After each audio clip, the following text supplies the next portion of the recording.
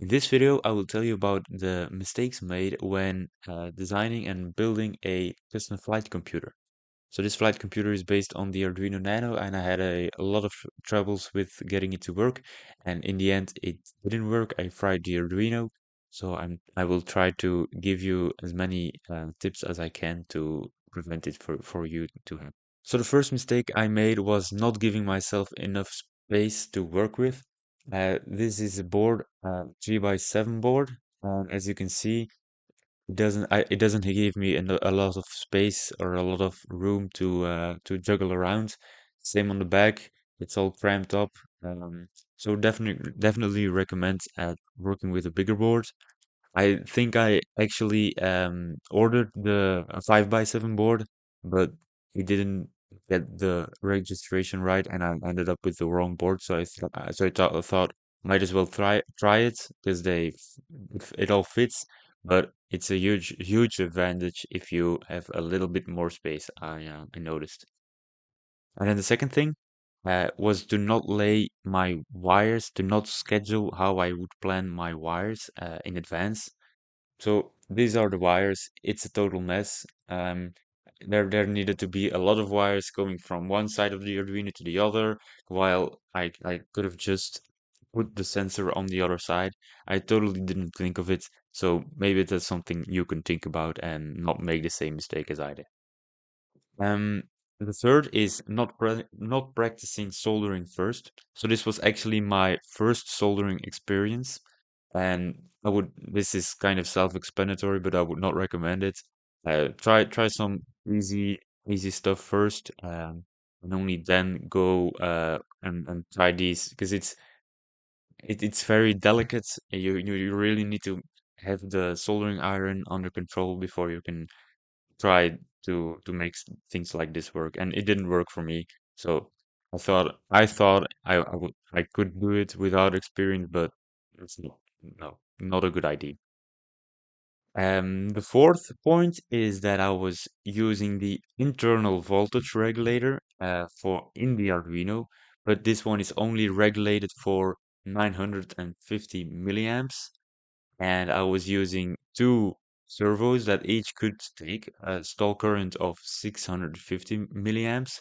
So if you combine the two, it could end up frying the voltage regulator, and I think that's what happened to this Arduino. It doesn't work anymore. That's what I think the problem is.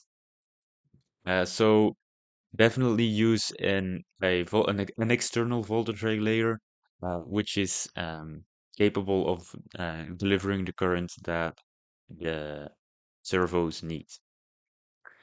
And then the fifth point I want to talk to you about is that I was using a 9-volt battery. That was not again, not one of my best decisions.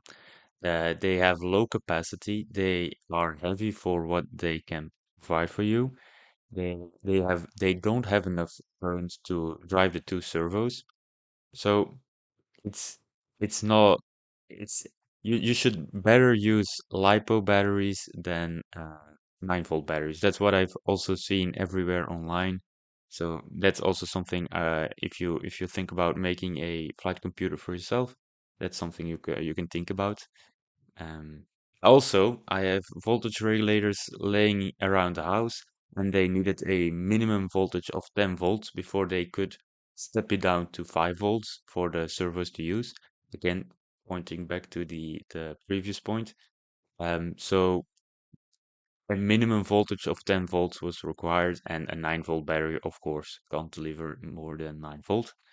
So now I'm using a LiPo battery, which provides 11.1 volts, and that's just enough for the V-in pin on the Arduino to work, and also enough for the the linear voltage regulator that I'm planning to use on my next flight computer.